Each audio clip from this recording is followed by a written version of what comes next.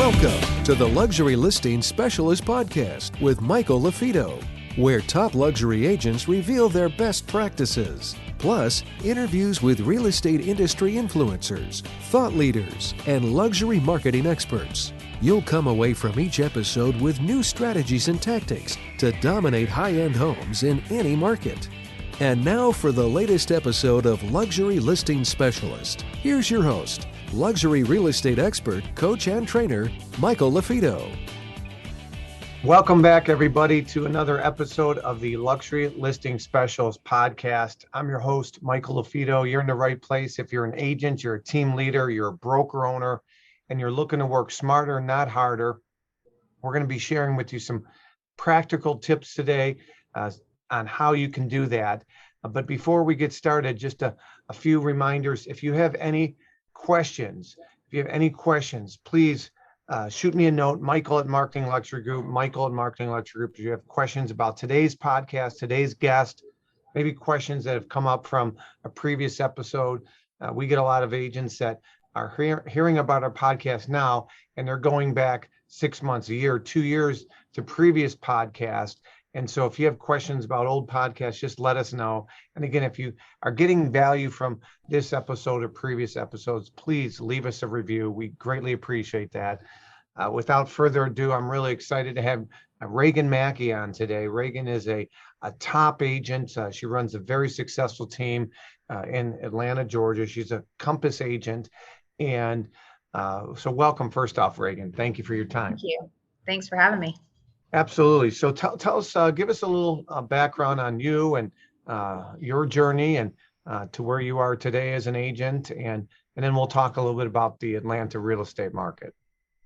Sure. Well, I am 21 years into my career as a realtor, followed in my parents' footsteps and joined their team just probably 2 years into college when I got my real estate license, and have just basically worked for myself ever since. Like I said, 21 years. So I have a sizable team under me now, powered by the Compass brand, and am excited to be here with you today, Michael. Well, thank you. So you're a top team leader here. Last year, you guys did just about 100 million in volume. So you're a real big producer, which is great. And tell me a little bit about, here we are going into the fall of 2021. Tell us a little bit about what the market looks like currently in Atlanta. You know, overall, would you consider it a buyer's market, a balanced market, or a seller's market overall? We're definitely in a seller's market. When the coronavirus came about and we went through the pandemic of 2020, we thought that our business was going to kind of take a little bit of a halt, and things, we didn't really know what 2020 was going to be like, but it ended up being one of our best years ever. And even with the lack of inventory, we were able to continue to sell real estate. Well, here we are, 18 months now since kind of everybody shut down.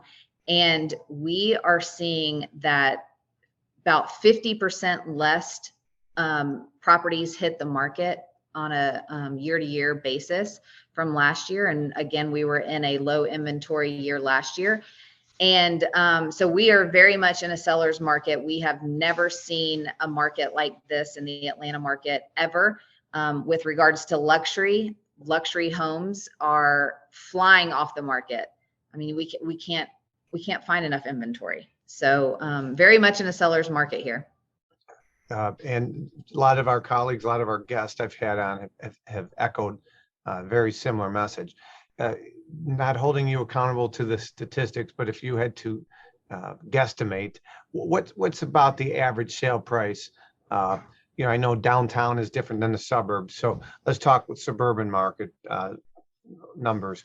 What would you say is the average sale price of a suburban house on the market? Or yes, so average sales price used to be about 330,000. We are upwards of 400 at the moment. So significant increase. We've seen 25 to 30% year over year increase in home prices. in our market. And I know that doesn't sound like a lot to most people, but in our market, it has been one of the most affordable cities in the entire country. That's why a lot of people choose to call Atlanta home. Mm-hmm. And you mentioned, so 25 to 30% increase in the average sale price. Across the country, we're seeing that as well. I know NAR just released a median average sale price. I think it was 26% increase. So very in line with what we're seeing across the country. Mel, we're talking about, we use the term feeder markets, but where are people moving from to Atlanta? What are the top 2, 3, 4 cities or parts of the country that you're seeing people moving to Atlanta, and where are they coming from? A lot of them are big city markets. You've got California. So whether they're coming from San Francisco or San Diego, or they're coming from New York or Chicago. So those 3 big markets is kind of what we're seeing. People that, again, want to have the big city lifestyle, be close or in a big city, but still be able to have an affordable living situation. And now that a lot of these companies are telling people, you don't have to come back to the office. You can really work remotely from wherever you want to be. We're finding that Atlanta is a top choice for a lot of homeowners. You guys have state income tax in Georgia? We do, unfortunately. Yeah, but how are your property taxes compared to you're talking to other colleagues that you deal with? Property taxes are still relatively inexpensive.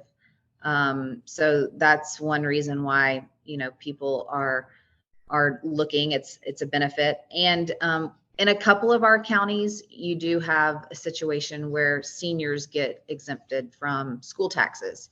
So that lowers those property taxes even more. Yeah, you mentioned California, New York, and Chicagoland, and those are 3 high tax states. And so that's a common theme. We're seeing a lot of people. I've had a lot of great friends and clients move out of this state to more tax-friendly states. So, thanks for sharing a little bit about you and a little bit about the Atlanta market. In a market where it's called a seller's market, where there's limited supply, real estate agents, brokers are looking to uncover potential listings, right? If we can be top of mind awareness and we get the opportunity to potentially market a home before others, A, it's a way to differentiate, but B, in a seller's market, there's a high probability that those listings will sell. Now, besides being a top agent, you and I know each other. I actually coach you and your team. And one of the things that you brought up to me that you and your team are doing, which I thought is phenomenal, and that's really why I want to talk about in this next segment, is how to generate and how to differentiate when inventory is really low. So, some agents might, send out mailers, hey, I have a buyer, or door knock, and some of these other things that you might hear of in neighborhoods where maybe they have a buyer that's really looking in that neighborhood or that price point or that school district. You shared something with me on one of our coaching calls that I thought, wow, that's really cool. It's taking it to that next level. So I'm going to set the stage here for you. Let's just say you have a buyer looking at a home on 123 Main Street, and instead of just telling that seller that, hey, I might have a buyer that's interested in your home at 123 Main Street, why don't you tell people about what we've talked about in the past? Yeah. So, being that we're a top producing team and we do a lot of listings here in our local market, oftentimes we get agents that call us and are like, what coming soon inventory do you have, in hopes that they can maybe slide their buyer into that property prior to it going on the market. And so I had this conversation with one of the agents who had called me, and I had taken multiple listings last year in what was our former neighborhood where my husband and I owned a property. And I knew of a couple of coming soon listings where these people had told me, when we get ready, we're going to list with you. But they weren't quite at that point to where they were ready to list right yet. And so what I started thinking was, okay, if I have an agent or a buyer for that matter, who is ready, willing, and able, and they want to beat out the market, tell me what is your top dollar that you're willing to pay for a home in this general area, whether it's a specific subdivision or say in a school district, whatever it is. And I'll go find the property for you. And so it's funny, we're closing on a property in just 2 days for this same type of scenario where the buyer has told me, okay, I'm willing to pay X for a property. It doesn't matter the condition as long as the location is right for me and my family. We're willing to pay this much money. And so what I would do is I would pick up the phone or send letters with an offer saying, here's an offer. Are you willing to take this amount for your property in its current condition? We can be negotiable on time frame for closing, post occupancy. You don't have to worry about, repairs or getting the house ready to be staged for showings. We're willing to pay this. And if you're good with this price, then we can work out all the other details. And so it just so happened that my husband had a friend who wanted a place at the beach in the same neighborhood that we were buying in or that we bought in. And I actually found him a property by implementing that exact tactic. So, contract in hand, so to speak, literally. It's not pie in the sky. It's not theory. It's not, I might have a buyer. It's like, I have a contract right now. I have a ready, willing, able buyer. He's willing to close on terms and buy it as is and close at a price or close at a date that's you're comfortable with, Mr. and Miss Seller. That's basically it right there. Right.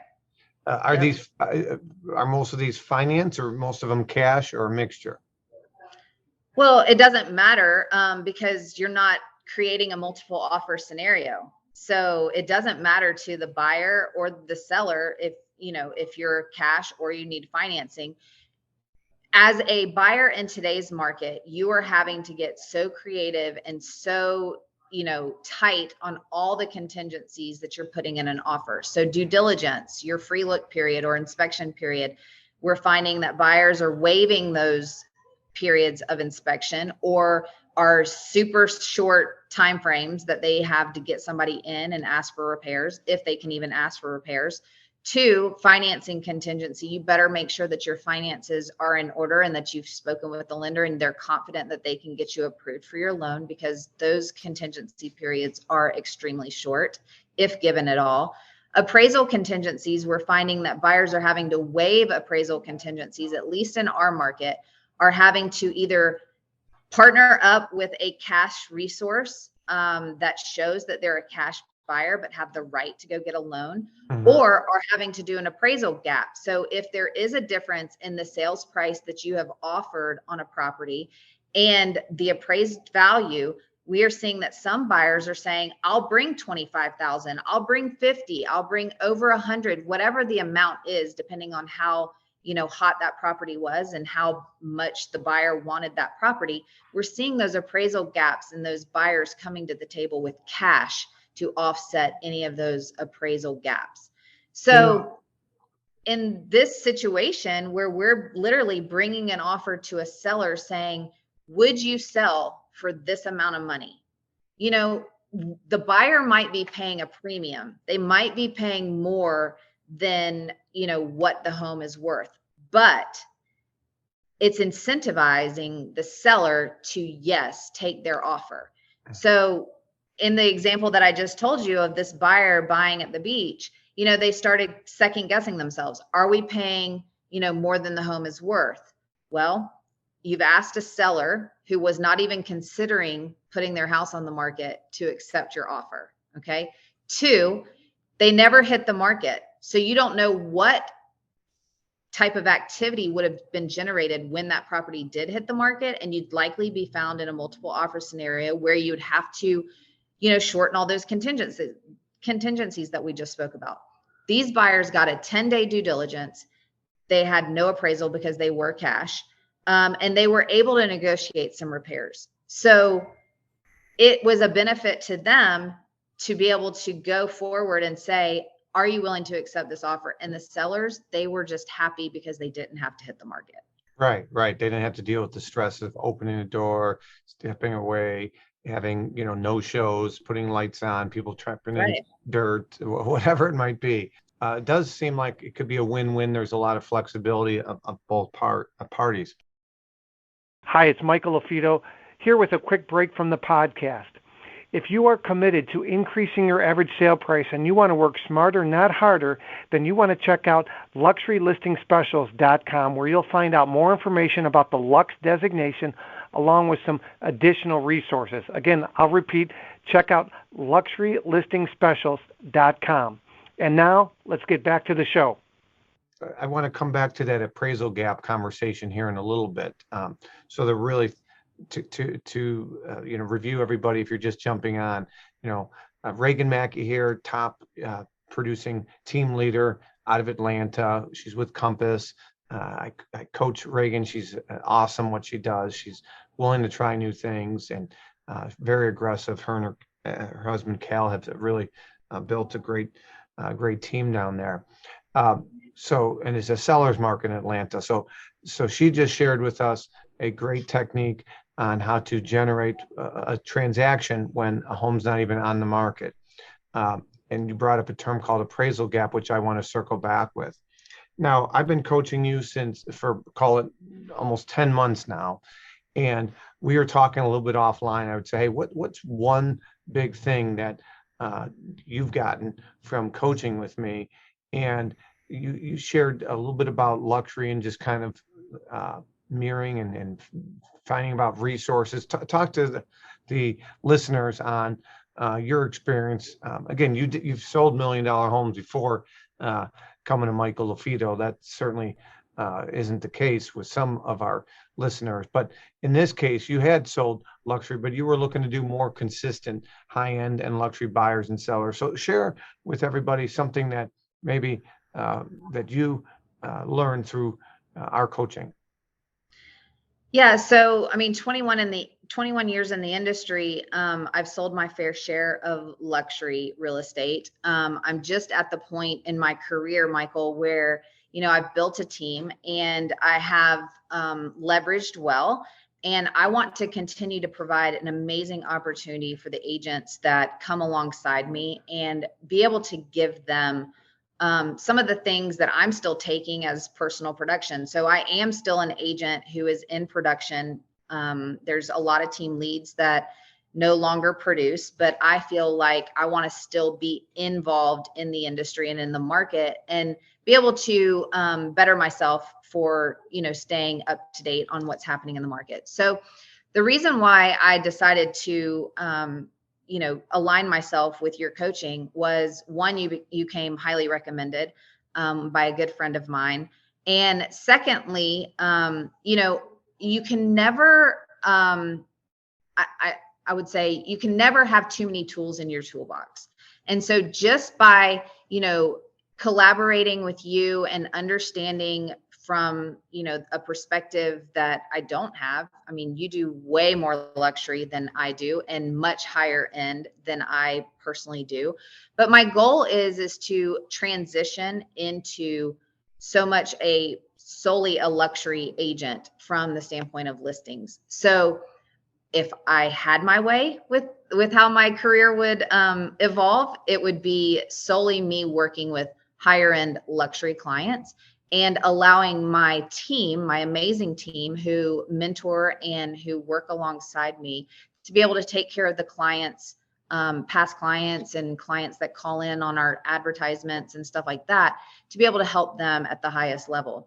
So, just understanding like what it is that you use to differentiate yourself, how I can differentiate myself from other agents in my marketplace, and then aligning myself with top producing luxury agents like yourself, Michael, has been a huge benefit.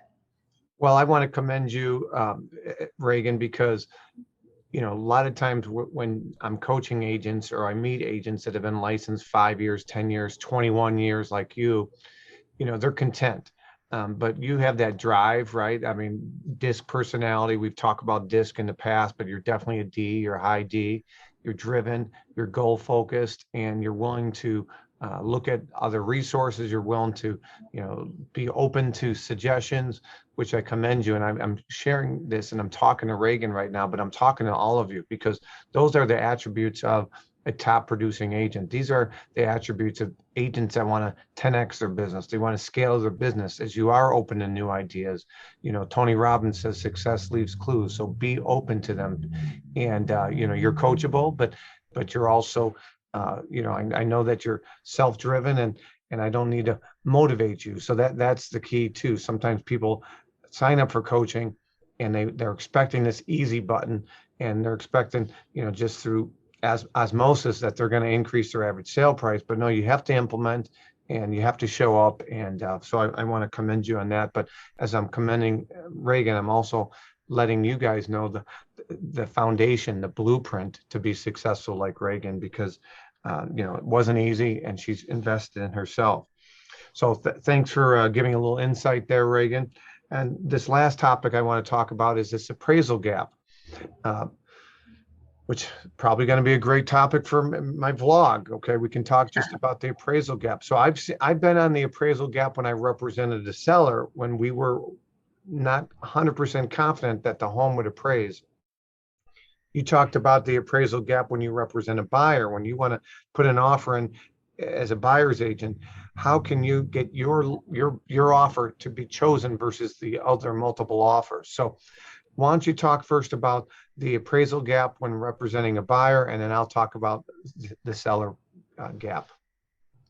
Yeah. So when you have a situation and you're amongst multiple offers, I think it's very important for buyers to understand what it means to tighten up those timeframes and to waive contingencies. It's super important for them to understand because you, as their agent, should be looking out for their best interest. And I always tell my agents, we have to educate our consumers or our customers and clients so that they feel empowered to make the best decision for their set of circumstances, because everybody is going to be different.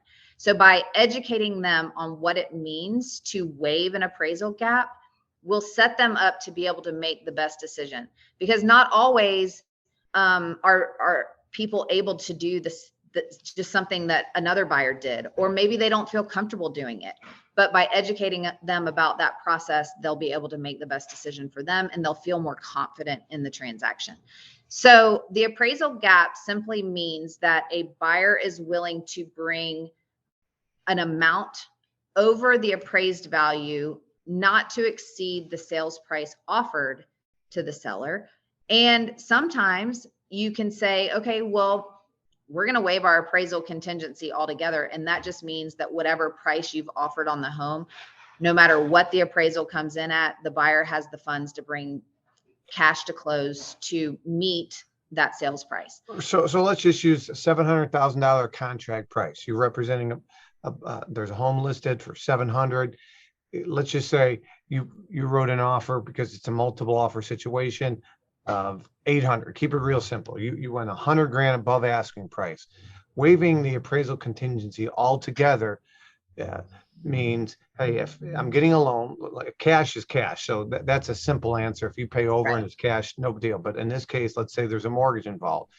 The lender's going to have to appraise the home. Let's say the appraisal comes in not at 800, but it comes in at 700. In that scenario, if they waive the appraisal contingency, that buyer would have to bring another $100,000 cash to the table because the lender is not going to lend on that extra $100,000. Correct?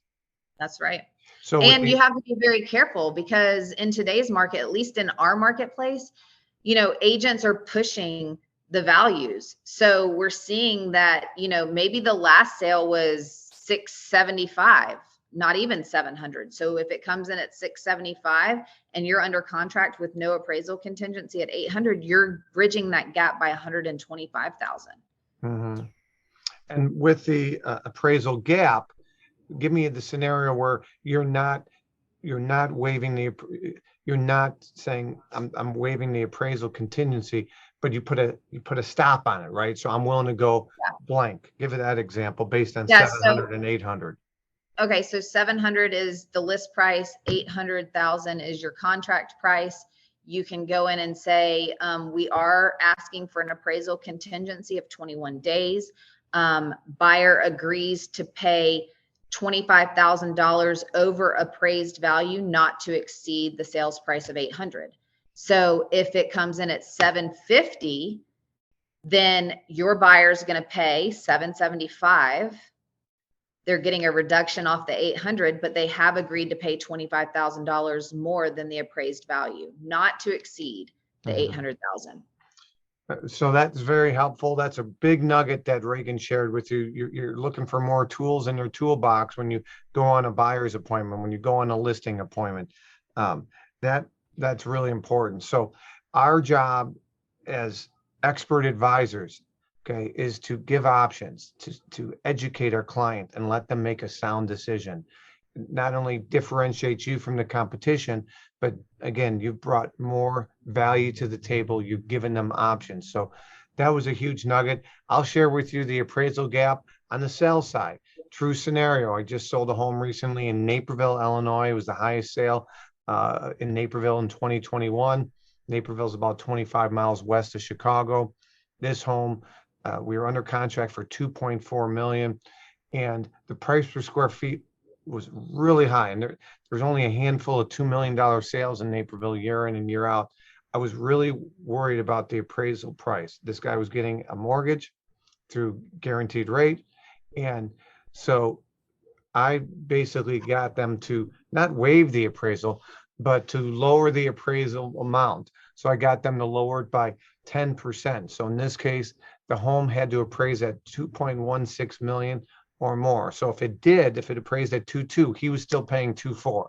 He was committed to buying it at 2.4, but he had a 10. We produced a 10% buffer for my seller's peace of mind, because in his mind, he had to pack the house. He was going to have an estate sale. He'd do all these things. He was very left brain analytical and wanted certainty in the transaction. He said, unless it's cash, and even if it's cash, there is no certainty until the closing, but we can build in this buffer. Now, if the home appraised below that 10% or below $2,160,000, then what would happen is we might have to renegotiate. The buyer would come down in price, or the seller would, or, that sort of thing. So in this case, it did appraise a little bit lower, but above what we built that gap. And so that's how you can do an appraisal gap when you represent a seller. You can negotiate that. The seller would have to bring the difference cash in the scenario there. So if it appraised at 2.2 million, guaranteed rate was only going to give a loan on 2.2. That seller would have had to brought 200 grand to the table in that scenario. So again, bringing more value, being able to articulate it, keeping it really simple so that your offer stands out when you represent a buyer. And when you represent a seller, you're thinking ahead, protecting your seller.